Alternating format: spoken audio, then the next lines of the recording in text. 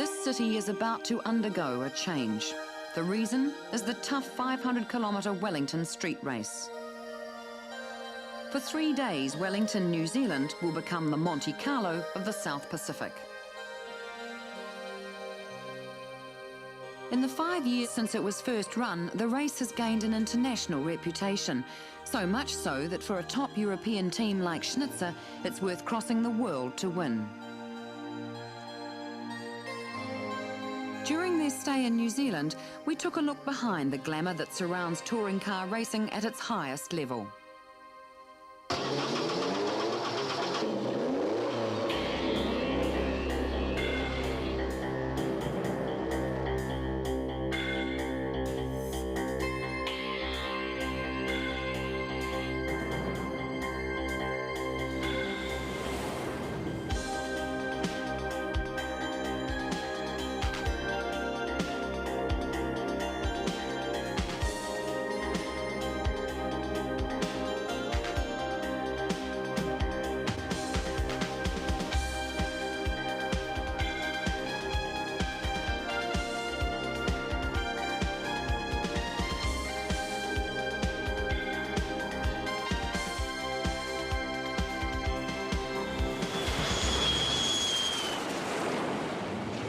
For the last 8 months, Team Schnitzer have been travelling the great race circuits of Europe.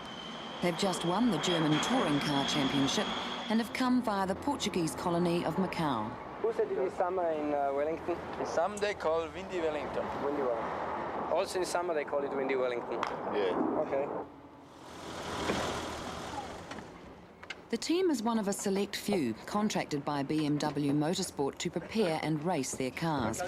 Along with that job goes the nightmare task of moving 15 people, 2 cars and 3 tons of equipment around the globe to coincide with a hectic race calendar. The man responsible for making it all happen is team manager Karl Lamm, known to everyone as Charlie. For us, I have to say it is quite a hard work. I mean, still there is some glamour in it. Also, I mean, it's not a normal life to travel all over the world and to operate so far away from your home base, out of containers, out of equipment which you send all over the world. But it's still hard work, and I mean, that's how I see it. He gets the maximum out of everybody. He gets the maximum out of the car, the maximum out of the mechanics, the maximum out of the drivers, and the package all works. Very, very clever. It's very nice to work with him because he thinks at everything. He lives just for the race. Really, the atmosphere which develops with Schnitzer, and especially when I drive with Roberto, is very unique. It's a really good team because you have a special atmosphere in the team. I got very early an experience of what motor racing is about, and I realized very early for myself that I could not come there where these people were at the stage I could drive with them. And then I said, well, it's better these people drive who have this initial talent, which I maybe could have found with a lot, but really a lot of practice. And I said, well, rather than me practicing into anything which I don't have instantly, I better give room to the people who have this talent instantly. It's on the touring car circuits of Europe that the Schnitzer reputation was built. It's here that the world's most prestigious manufacturers first show their wares to the car-buying public, and where saloon car technology is pushed to the limit. But when that limit is reached, it's the human ingredients such as preparation, talent and teamwork that decides which manufacturer's car will take the checkered flag. The risks are high, but so are the rewards for those who consistently deliver results. For a driver, a contract with Schnitzer is one way of knowing when you've made it to the top.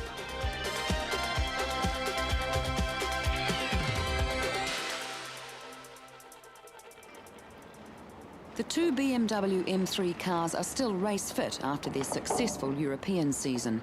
Nevertheless, they'll be checked and rechecked as part of the meticulous preparation associated with the Schnitzer name. I try to get as much information about this particular event before we come here. I try to give my imaginations to all the people, and then once we come here, sometimes I experience, I have been here before, Once we are here, I mean, well, it is a race like every other race. I mean, just the point that we are on the waterfront and not in the pits at Nürburgring, for instance, this is the only difference. Oh, you have the strange back, yeah? No, maybe it's no good for me. I don't try in this thing. For the drivers, the first priority on arrival is to make sure the car fits. At over 200 kilometres per hour, Wellington's bumpy surface quickly turns discomfort into pain. And a lack of concentration may introduce a driver to its other noted feature, its walls. Shit. Yes, because I think you have a real stunt bike. Although it's 3 days before the starter's flag will drop, Charlie Lamm's race plan is already underway. As the manager of a factory-sponsored team, he's well aware of the importance of press coverage in raising the profile of his manufacturer's car. He's generous with his time and always ensures that there's activity in the BMW camp to attract passers-by. On paper, the powerful Aussie Nissans should give Charlie's cars a run for their money. But in the press, he's already taken a substantial lead. As the stars of the show, the drivers also have a PR role to play, whether they like it or not. Normally I have to say that I don't like very much, not because I don't like to speak with the press, but because, you know, in motor racing the time is very short.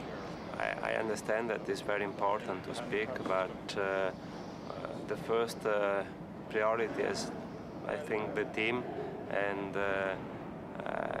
you need a lot of time to prepare the car, to speak with the mechanics about the problems and the strategy during the race, that there is not enough time to speak with the press. If you're in a hurry and you're late and then someone stops you for an autograph or they want to do an interview, then you start to think, oh, you know. But I mean, you've got to do it. Without the spectators and the fans, there's no sport. I mean, that's what motorsport or any sport's all about. I mean, you just got to swallow and do it, but normally it doesn't worry me.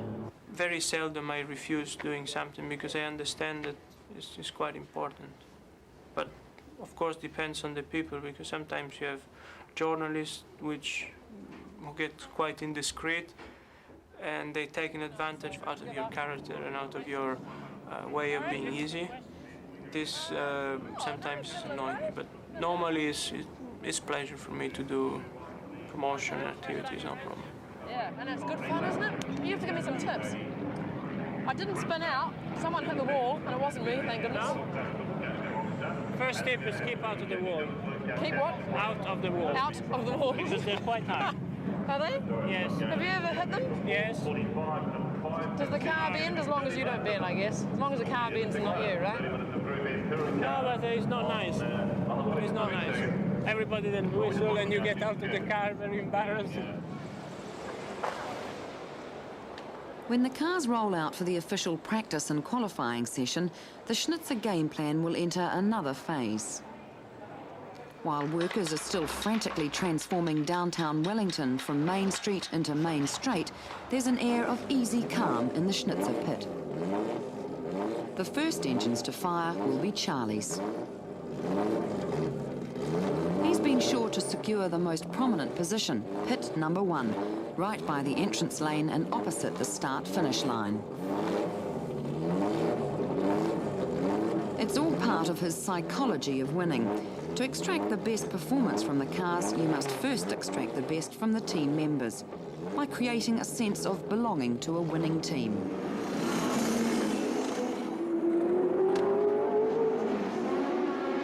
It was in my blood, I suppose, from 7 years of age. And I started as soon as I could get on a racetrack. I think I did the first race at 17 years of age. I used to use my father's competition licence, which, strictly speaking, obviously isn't allowed, but no one seemed to. It was a small little motor club and everybody turned a blind eye, and at the age of 15 I was flying around on grass courses and things like that in my mother's car. What attracts me is the challenge against yourself. I race for my own pleasure, and so I want to get the best out of myself, and that's what attracts me more than anything else. I don't really like to be a star or to be in the middle of the picture. I just like to compete to get the best out of myself. For some, the risk is the attraction, but they make a distinction between risk and danger. I like the risk. You can control the risk. The dangerous condition is difficult to control. And when I take some risk, I know how much I can take it. Circuit will now have to be cleared. We're approximately 10 minutes away from start. Ladies and gentlemen, the pits must now be cleared. We're 10 minutes away from start. By the time the circuit is finally closed off to commuter traffic, there will only be a short time for practice. But it's the same for all teams, and that's part of the challenge of street racing. The lap times recorded at this session will determine the starting positions for the race. But Charlie will be content with a respectable 7th and 8th on the grid. He's not out to break any lap records or risk his cars on a track that's still slippery with oil from Wellington's traffic and the dust and debris from its construction sites.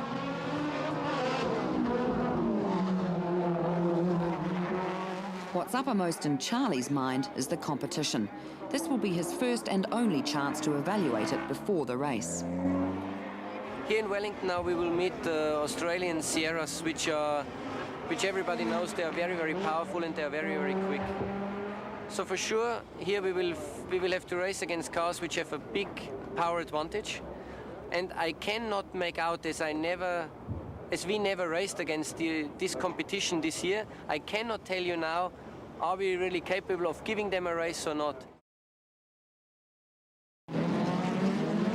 Early on in the practice, it becomes clear that the biggest threat will come from across the Tasman in the form of the Aussie Nissans and Sierras. They are turbocharged, unlike the BMWs, and can turn on an extra 200 brake horsepower when they need it and gain as much as 2 seconds a lap. But in one way, this could work to Schnitzer's advantage. The turbocharged cars will burn more fuel. To go the 500 kilometres, they'll need to make 2 pit stops, whereas Charlie's cars will only need 1. But if the odds are to be evened, the mechanics will have to keep the pit stops for both cars to around 25 seconds. So their practice will be conducted with the same urgency as the main event.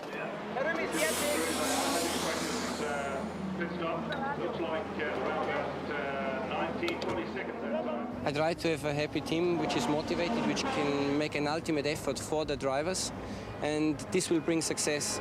Sometimes it happens that they make a mistake and I even did not find that. They come and say, well, listen, we did this wrong or we did that wrong. We talk about it.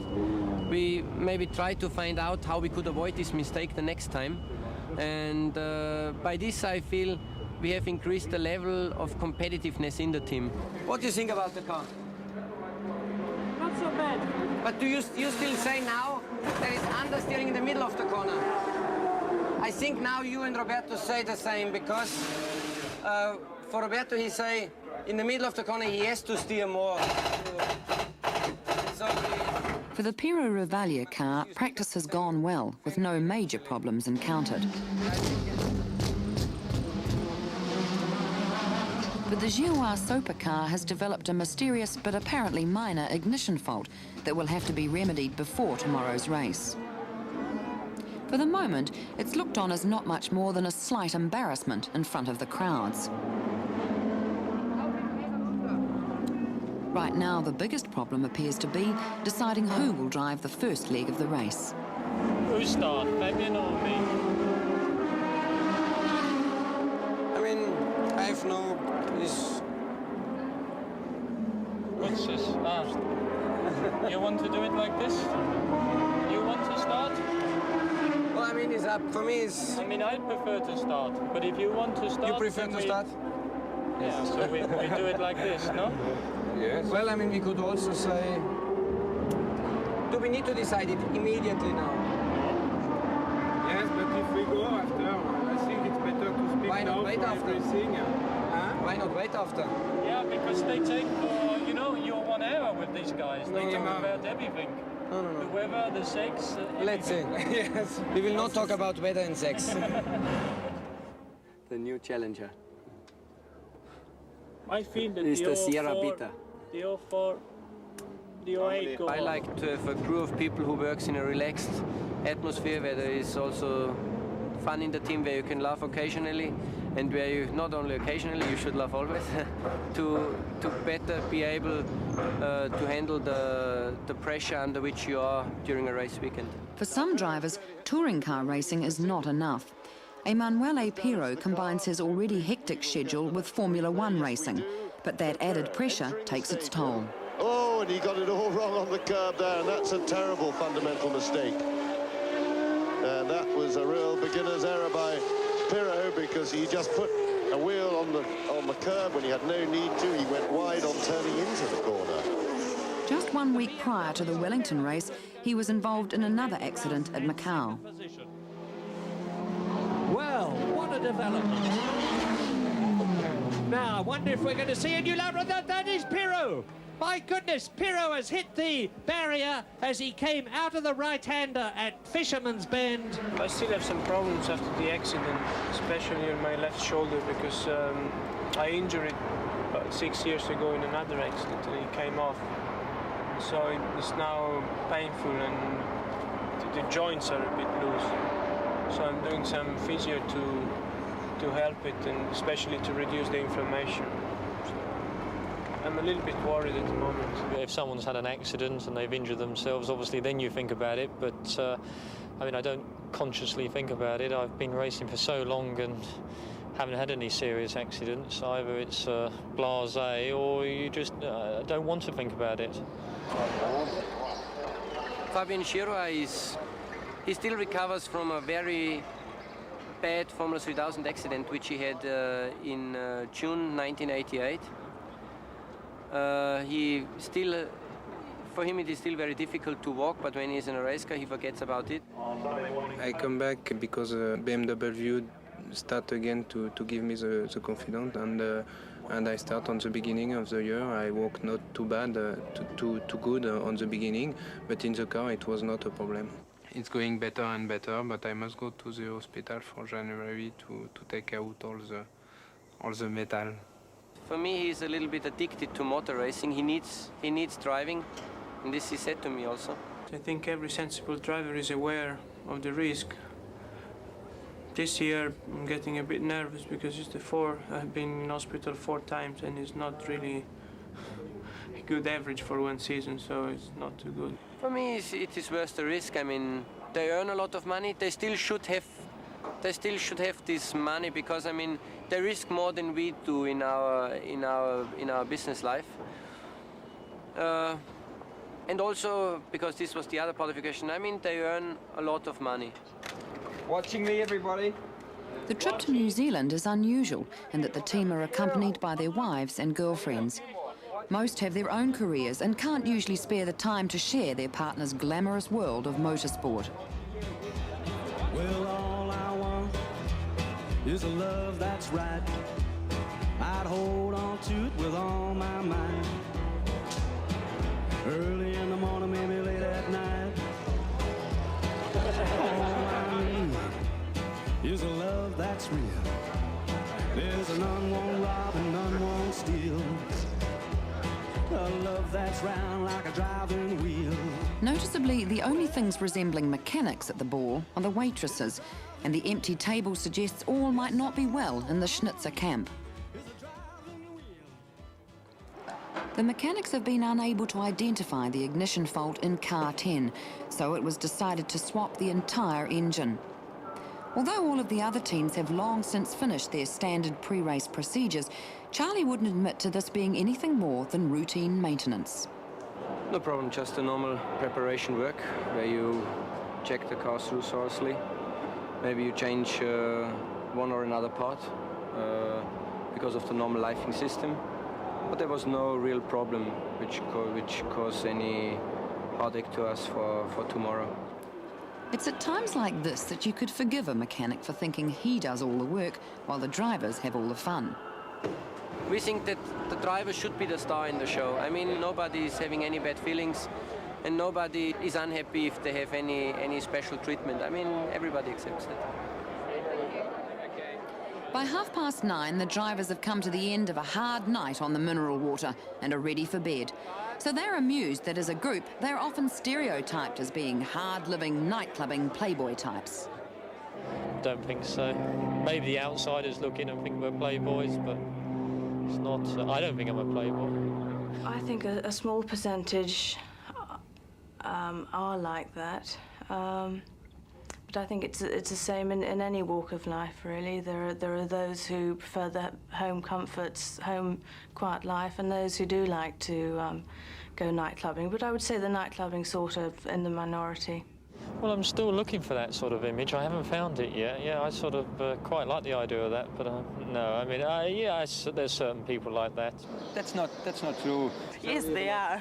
Non è il caso di Roberto. No, Roberto is not this type of man. Roberto no. I'm a racing driver. I can drive one fast car. If I want to become playboy, I will do maybe something different. Physically, the drivers, they need to be in good shape, so there is no point in hanging around at the bars or in the discotheques endlessly and then not being fit for the race. So there would be no problem. Classic hits, Radio Windy. 894. G'day, Simon Marsh here. On Classic Hits Radio Windy, it's race day in the capital, the day Wellington turns into Monaco Down Under. Now, I've got a solution for those overseas riders competing in the race, especially the super quick BMW team.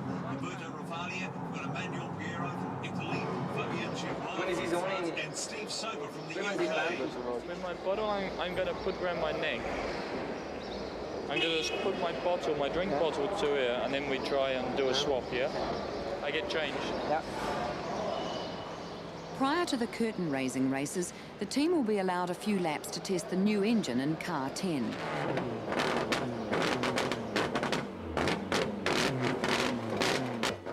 To their horror, the mysterious fault still persists. The mechanics double-check the ignition system, but they now suspect a faulty silicon chip in the onboard computer. Rather than withdraw, Charlie decides to run with it. There's no time to change it now, and the fans are waiting.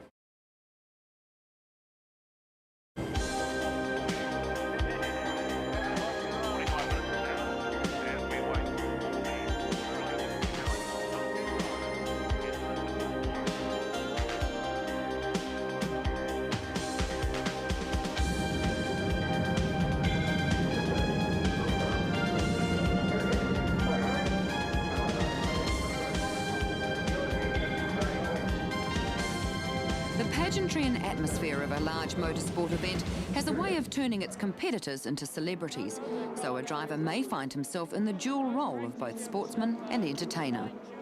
You've got to be an entertainer in this day and age, especially with television. Before I was so involved and before I was so committed to motorsport and doing so much, I used to go a lot to motor racing and watch it myself. And if it was a boring race, I mean, I'd just get up and leave. So I can understand that racing drivers or the sport, it needs to be entertainment as well. What about all the oil that was put on the track by Brancatelli? As he tends to be about most things, Emanuele Pirro is philosophical about the fame and fortune that accompanies his job.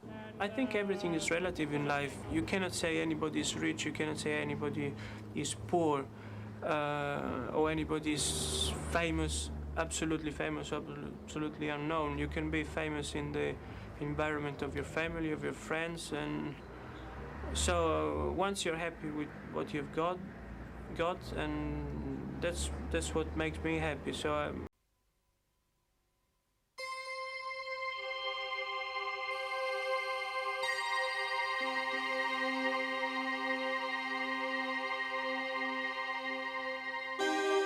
This city is about to undergo a change. The reason is the tough 500-kilometre Wellington street race. For 3 days, Wellington, New Zealand will become the Monte Carlo of the South Pacific.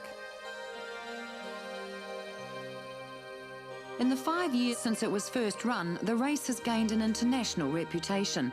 So much so that for a top European team like Schnitzer, it's worth crossing the world to win. During their stay in New Zealand, we took a look behind the glamour that surrounds touring car racing at its highest level.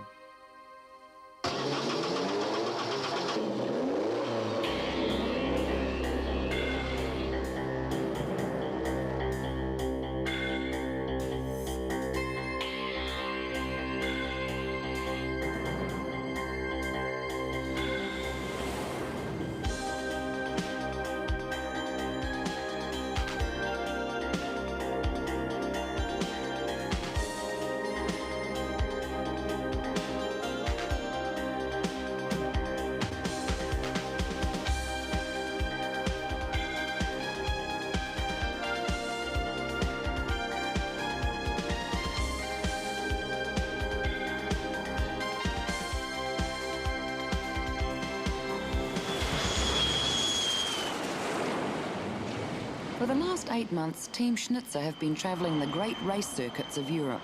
They've just won the German Touring Car Championship and have come via the Portuguese colony of Macau.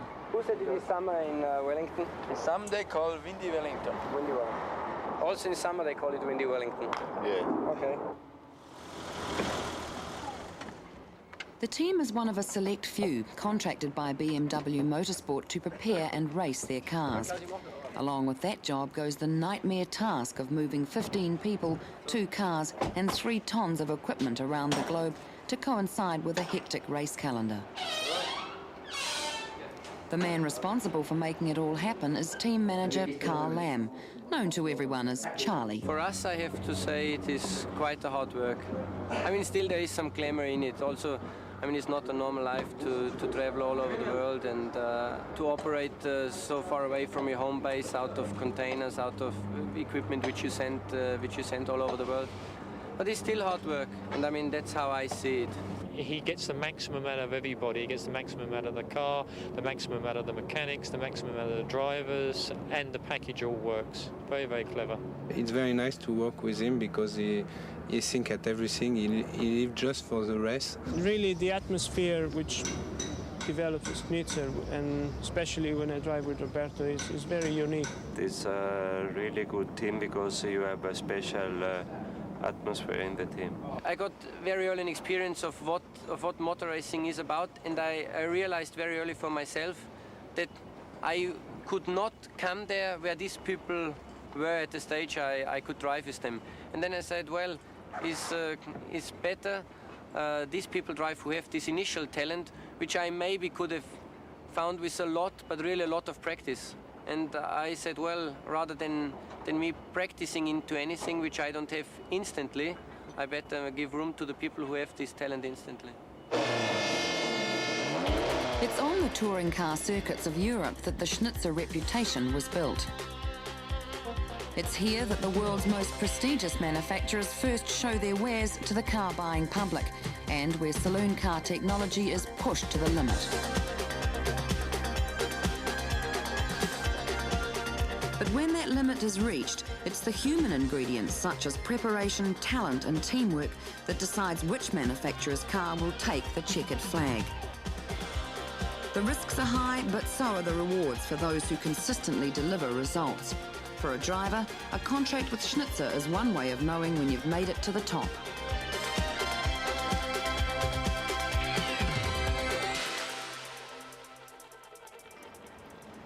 The 2 BMW M3 cars are still race fit after their successful European season. Nevertheless, they'll be checked and rechecked as part of the meticulous preparation associated with the Schnitzer name.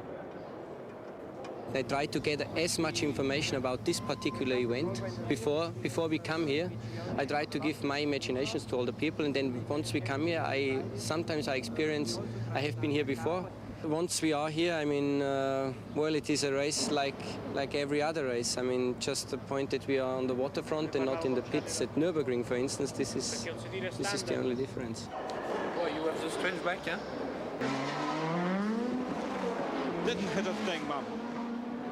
As the race nears the halfway point, Wellington's concrete canyons are certainly living up to their reputation. Almost a third of the starters have had to retire. The damages terminal, that's oil dripping off there. They're not going to get the car fixed in a hurry. Universal, maybe. It changes the drive shaft. You can forget him as a chance of a victory here. You know, the pace of the other cars looks like a broken axle there. Must be coming up, actually. Can't be far away from when they come in. Despite the misfire, Fabien Giroix has managed to keep his car running surprisingly near the front of the field. Charlie is considering whether it's worth risking that advantage by attempting to fix the fault during the pit stop. Steve, and then also for the misfire we don't stop because, okay. So the pit stop will be as rehearsed. They'll take on fuel, change the tyres and swap drivers. Steve Soper will just have to make the most of it and hope he can build on Fabien's performance.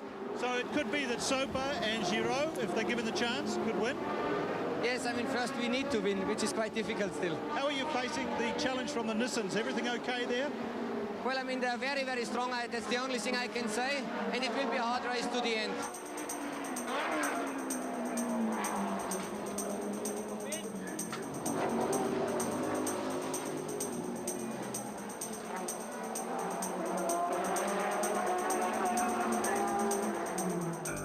one point most crucial to the outcome of the race, it'll be these pit stops. They're timed so that there's only one lap between them. Any mistakes or delays could not only lose the race, but endanger the safety of the crew.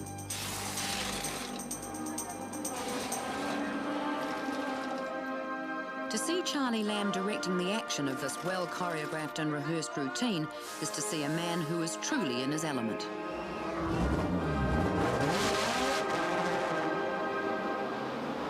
Der Boxenstopp war 25 Sekunden beim Soper vorhin. 25. Naja, das glaube ich stimmt nicht. This is one of the few times Charlie is not available to the media. As the retiring driver, that's left to Fabien to handle. No, too dangerous. While Charlie hypes up the team, mixing his instructions with good-natured criticism. Plus a few expletives. Shit! Pass auf, dass der Reifen nicht abhaut, du. Die hebt dann schon. Geh.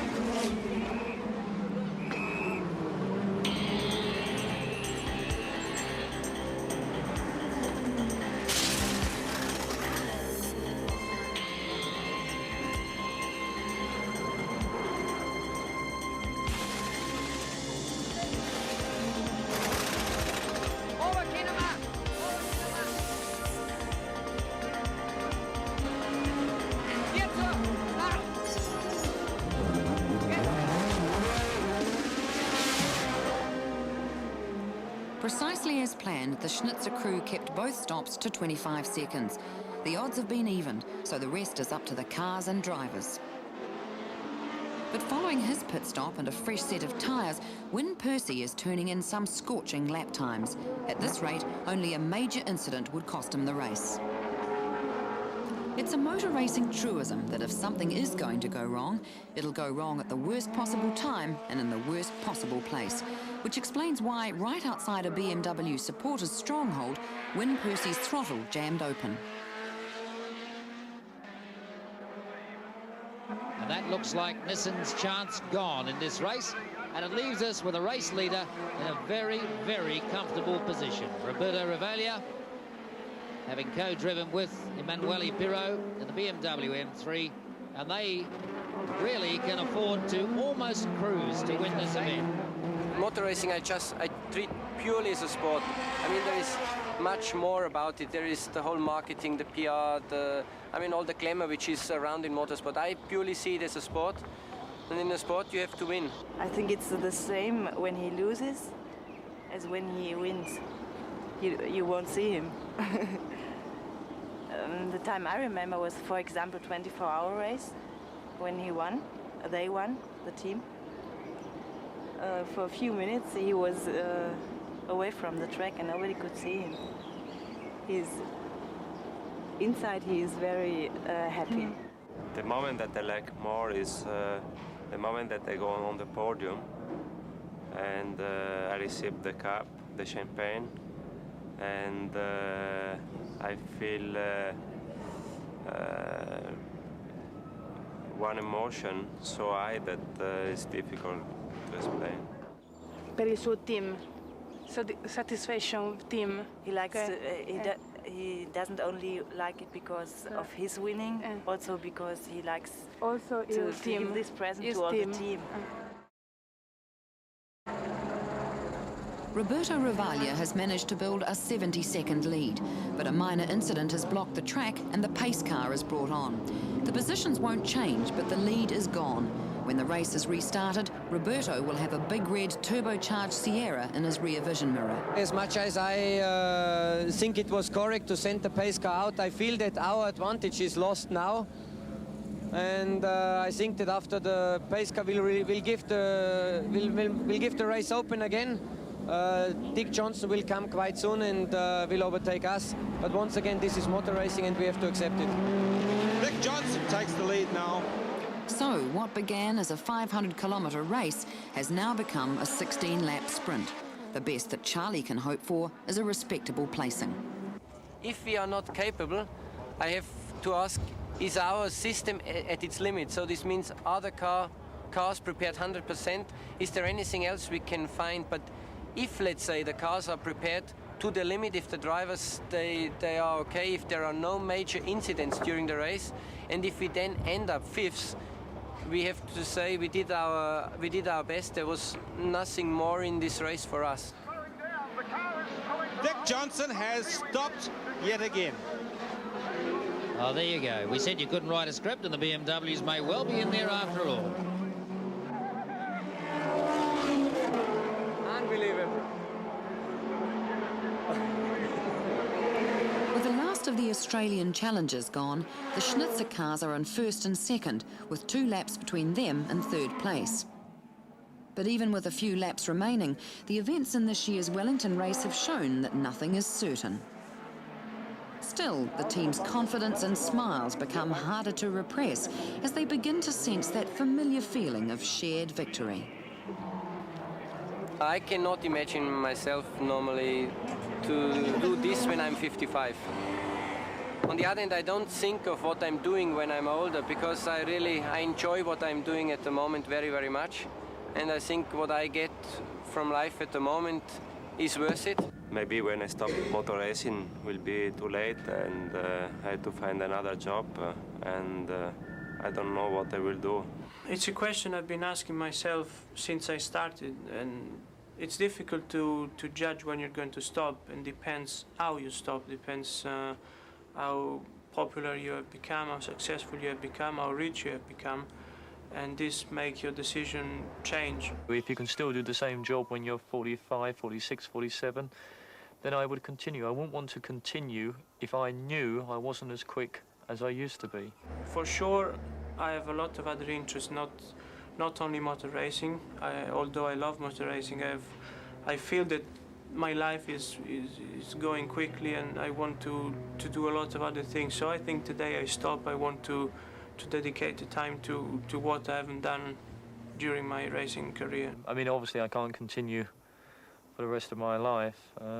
I'm very interested in boats, and at the back of my mind I think to myself, I either stay in motor racing for as long as possible, or I'll stop and go into trying to earn the money some way out of boating. Down the straight for the last time, this time. I make the time 5:45. I make the 4-hour duration up. We'll see if officialdom agrees with me. So the checkered flag down there now, being waved. And that's the end of a very testing 4-hour race for the Schnitzer team, and they're going to take second place as well. Roberto Ravaglia and Emanuele Pirro taking first place for this beautifully prepared Schnitzer team. Superbly managed, well run. The car's going like absolute clockwork. There's a man responsible for large part of it, Charlie Lamm, the team manager for Schnitzer. And he must really be a lot more relaxed now than he was when we spoke to him 10 minutes ago, and he didn't know if these cars were going to hang on.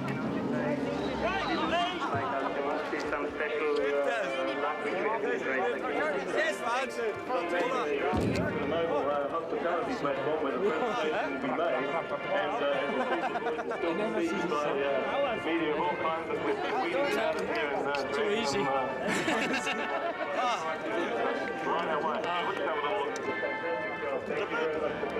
Congratulations, great flight.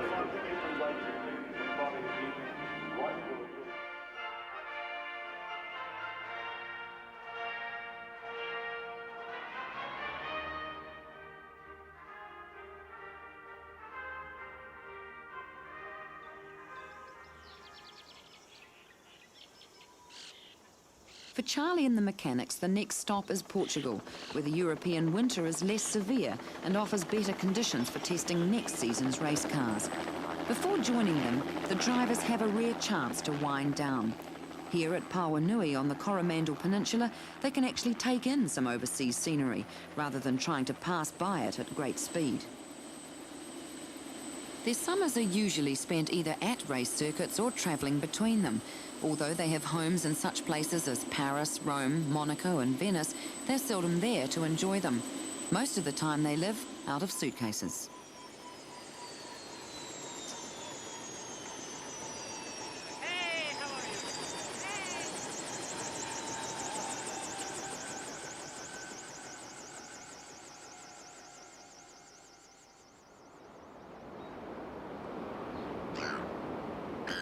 these are the bonuses, the cherries on the cake.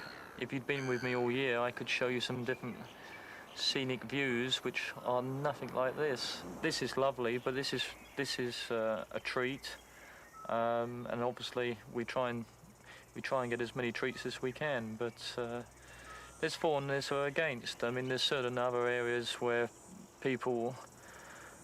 other people that were in a 9 to 5, if they saw where we had to spend a weekend at a hotel somewhere in Europe, they wouldn't want their dog to go there. Paul!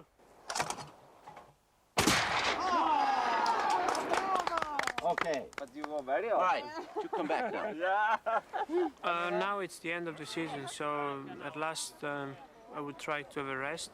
Are you ready, Martin? This year it's been very, very hard for me. I was jumping from the Benetton to the McLaren to the Formula 3000 and to the BMW, and jumping from one plane to another, and this was a bit too much. I mean, now maybe I look relaxed, but this is not my usual phase of the season. Normally I like very much to go hunting, but I don't have a lot of time because when there is just one weekend free, we go to testing for just the next race, and also I do a lot of tests for BMW Motorsport. When all is said and done, touring car racing is just as much big business as it is sport. So there's an unrelenting need to test and improve the product. I'm on a plane from here all the way to London, and I get off that plane, I've got to get on another plane to Portugal, and then I've got to sit in a racing car within an hour. And I mean, it's not 10 laps. They'll test from 8 o'clock in the morning until 8 o'clock at night if they can. And you'll do sort of 500-600 laps, and you don't get out of the car, you sit there. What I try to do is not to make motor racing invading my private life, which is already very, very little, because otherwise becomes... I want motor racing being a pleasure, despite it's a profession. And if I am thinking about motor racing the whole year, then it would not be a pleasure anymore. I've got lots of friends, and this is helping me when motor racing is not so successful. It's enough to be in peace with myself, and I'm happy. But he's quite young, huh? Oh, it's very young. 1980, so he's not the grandmother. There are many theories as to the perfect recipe for a race-winning team. Perhaps the secret is in the preparation, or in the blending of teamwork and talent. It could be just plain luck. But maybe when the Schnitzer team come to Wellington to race, there's yet another ingredient at work. There must be some magic between the New Zealand street race and the Schnitzer team. I cannot describe it differently. And this has nothing to do with, how can I say, with preparation, with things like that. So then maybe your film is for nothing, because, I mean, it's just the magic you had to film, which you could not film. So what we do now? No, I mean... Unbelievable. I'm very happy.